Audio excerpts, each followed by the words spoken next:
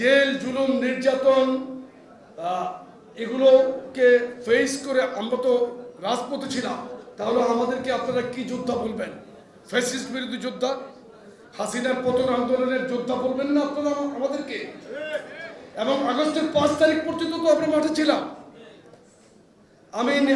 আমাদের এখানে যারা আছে আমরা প্রত্যেকেই কিন্তু মাঠে ছিলাম। আমি ছিলাম, সাধারণ সম্পাদক ছিল, আমাদের এই কেন্দ্রীয় সিনিয়র সহসভাপতি, প্রথম যুগ্ম সাধারণ সম্পাদক, সাংগঠনিক সম্পাদক, মহানগর দক্ষিণের ওই সময়ের ভূমিকা আপনারা জানেন কি ভূমিকা রেখেছিল। এবং কেন্দ্রীয় নেতৃবৃন্দ এখানে যারা আছেন, আমাদের সাব্বির আহমেদ দীপু, এখানে ইমরান হোসেন মানিক, কামরুল, আমানুল্লাহ বিপুল, তারপর হাসান আল মামুন লিমন, সোহেল, মিজান মোল্লা সহ যারা এখানে সেন্টার আজহারুল ইসলাম মিলন বাইরে আছে, প্রত্যেকেই মাঠে কিন্তু ছিল ফ্যাসিস্ট হাসিনা বিরোধী আন্দোলনে। এবং এই আগস্টের 5 তারিখ পর্যন্ত প্রত্যেকটি থানার কনভেনার, মেম্বার সেক্রেটারি, ওয়ার্ডের নেতৃবৃন্দ আপনাদের নিয়ে কিন্তু আমরা আন্দোলন করেছি। সামনে আমাদের সেই যে মেইন এখন যেটা কাঙ্ক্ষিত লক্ষ্য, সেটা নির্বাচনে আপনাদের অনেক দায়িত্ব আছে। সেই দায়িত্বের জায়গা থেকেই কিন্তু আপনাদেরকে আমরা এখানে আজকে ডেকেছি।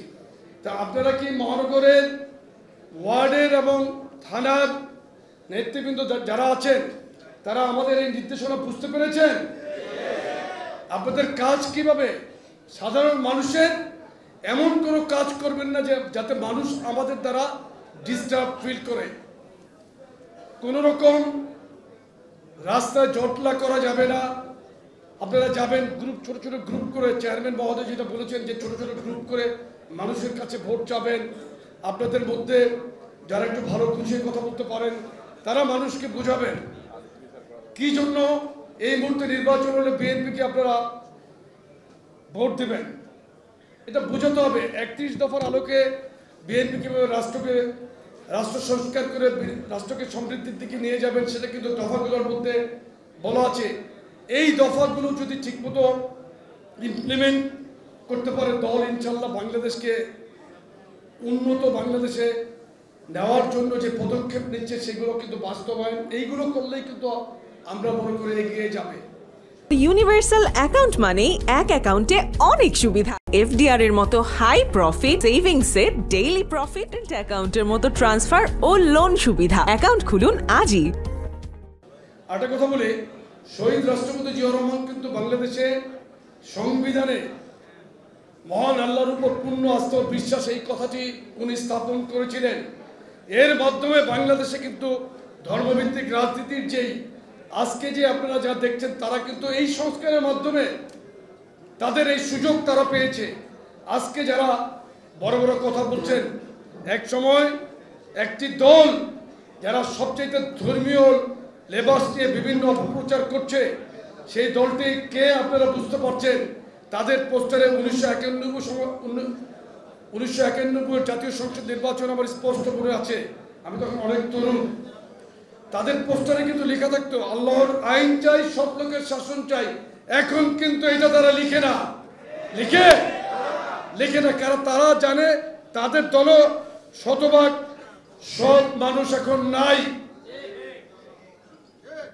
আর আল্লাহর আইন চায়।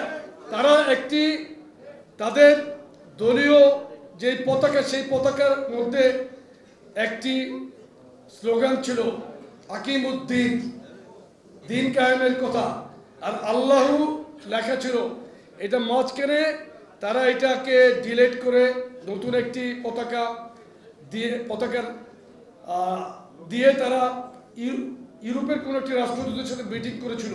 এরপর ব্যাপক সমালোচনার মুখে তারা আবার তাদের পতাকাকে পুনঃস্থাপন করেছে, পুরাতন পতাকা। তাহলে এটা আপনারা একটু বুঝতে চেষ্টা করেন যে এটার লক্ষ্য এবং উদ্দেশ্য কি ছিল। ইহুদিবাদী খ্রিস্টীয় সম্প্রদায়কে খুশি করার যেই ঘৃণ্য অপচেষ্টা, সেটা ছিল। ইসলামে মুনাফিকদের সম্পর্কে বলা আছে এবং নিত্য নতুন ফিতনা ফেসাদের বিরুদ্ধে স্পষ্ট বলা আছে। এই যে এক এক সময় এক একটা পদ্ধতির কথা বলে বিভিন্ন ফিতনা, বিভিন্ন ফেসাদ শুরু করছে, এটা করে বাংলাদেশকে পিছিয়ে নেওয়ার জন্য চিন্তা করছে। এই যে নারীদেরকে 5 ঘন্টা কর্মঘণ্টার কথা বলেছে, 5 ঘন্টা কর্মঘণ্টা কি 5 ঘন্টা? আপনি কি 5 ঘন্টা খাটি কর্মঘণ্টা দিয়ে কি 8 ঘন্টার বেতন দেবেন? এটা তো বলছেন না। আজকে বলছেন 5 ঘন্টা ক্ষমতা আসার জন্য বিভিন্ন পলিসি করছেন, মিথ্যা বলছেন। এরপরে কি 5 ঘন্টাকে 3 ঘন্টা, এরপর কি একদমই বন্ধ করে দিবেন? এটা তো বলছেন না।